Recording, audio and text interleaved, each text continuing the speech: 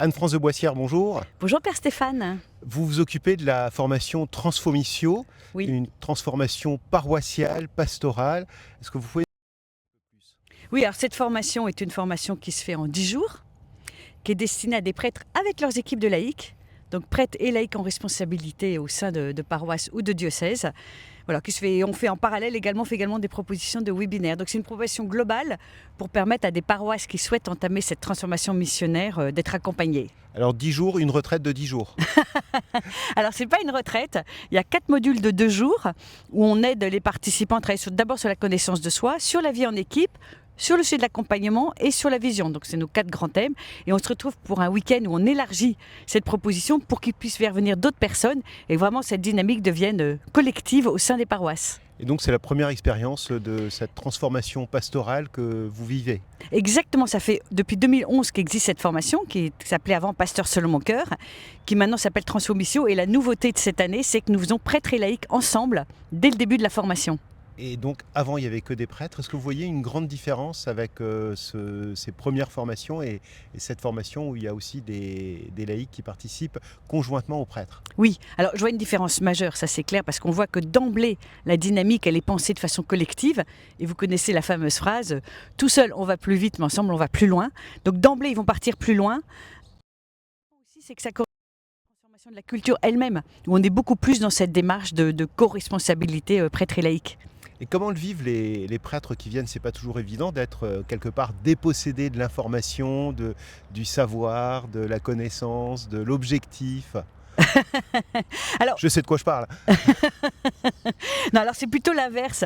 En fait, c'est frappant d'entendre les prêtres dire, du coup, je me réapproprie encore plus mon rôle de pasteur, parce que les laïcs comprennent quelle est leur place, ils le vivent ensemble, et le pasteur est vraiment celui qui guide avec une équipe, mais qui guide son berger. Donc ils sont encore plus pasteurs. Je dirais peut-être, alors pour reprendre votre expression, je dirais plutôt qu'une dépossession, je dirais peut-être même une repossession, si tant est que le mot possession soit juste. En tout cas, c'est clair, un réalignement, en tout cas avec leur posture de pasteur, ça c'est évident. Est-ce que vous voyez quelques fruits déjà qui émergent de cette première session que vous avez organisée? C'était à Levallois-Perret, me semble-t-il. C'est à Levallois-Perret, c'est ça. Je vais vous dire déjà le premier fruit que je vois qui est évident, c'est que je vois une montée de confiance en eux des laïcs. Ils se sentent vraiment pleinement dans leur mission, au lieu d'avoir l'impression d'être un peu les bouches-trous, ils comprennent que leur mission, elle est, on connaît tous en tant que baptisés, prêtres, prophètes et rois. C'est la première chose.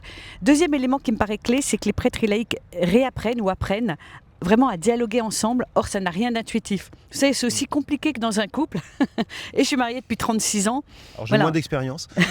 Je m'en doute. En tout cas, en revanche, vous avez une bonne expérience du dialogue avec les laïcs et vous voyez à quel point de temps en temps on peut ne pas se comprendre alors qu'on aime le même Dieu et qu'on a la même vision.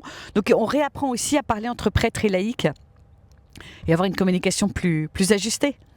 Quand on parle de transformation pastorale, paroissiale, qu'est-ce qu'on vise en fait? En fait, on vise à des paroisses qui deviennent des lieux qui engendrent des disciples missionnaires, des paroisses qui font grandir ceux qui sont déjà là et qui s'adressent aux périphéries pour leur permettre cette rencontre qui transforme la vie. Donc il s'agit vraiment d'une transformation profonde de la culture des paroisses pour qu'elles deviennent missionnaires ou encore plus missionnaires. C'est-à-dire qu'elles deviennent missionnaires, qu'on soit ouvert à tout le monde, qu'on aille chercher des personnes. Comment ça fonctionne? Clairement, aller chercher des personnes. Moi, il y a une image que j'aime beaucoup, c'est maintenant on est passé de la pastorale de la cloche à la pastorale de la sonnette. Avant, on faisait venir les gens avec la cloche du clocher. Maintenant, il faut aller les chercher chez eux. Donc, il y a vraiment cette démarche.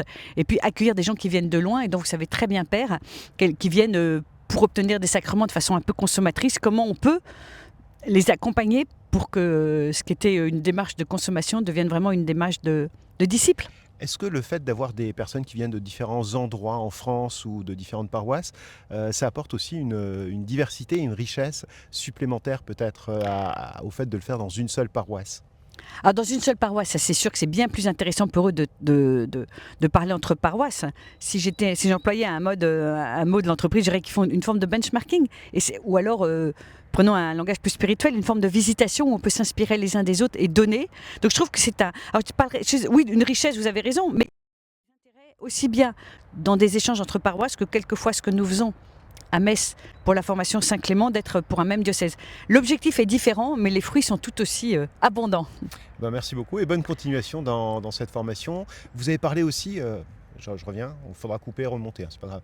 Vous avez parlé aussi, Anne-France, de webinaire. Oui. Alors de quoi est-ce qu'il s'agit là? Alors on propose régulièrement des webinaires qui sont des webinaires de formation qui sont très courts, sur 1 heure, sur le créneau horaire qui nous paraît le plus pratique, qui est de 12h30 à 13h30, pour proposer à ceux qui le souhaitent, qui sont engagés en paroisse, prêtres ou laïcs, de travailler sur la relation de façon générale. Donc on va, par exemple, celui que nous tenons prochainement, c'est comment gérer les résistances et s'appuyer sur ses alliés. On a également savoir dire non, on a eu également animé des réunions, tous ces sujets qui nous paraissent clés dans cette dynamique de transformation missionnaire des paroisses que nous avons à cœur. Et donc un webinaire, c'est sur le web? C'est sur le web, pendant 1 heure, avec un témoin. Donc on va sur le site Transfo-Missio, on s'inscrit et on participe au webinaire. Et après ça, on a vraiment envie de faire la formation Transfo-Missio. Alors les deux ne sont pas forcément liés, il y a des gens qui viennent que pour les webinaires. En tout cas, une chose est sûre, c'est qu'on comprend peut-être certains éléments des relations humaines qui ne sont pas toujours nécessairement intuitifs, et puis on adopte des petits outils et un changement de posture. Merci beaucoup Anne-France et bonne continuation alors pour cette formation. Merci beaucoup Stéphane, à bientôt.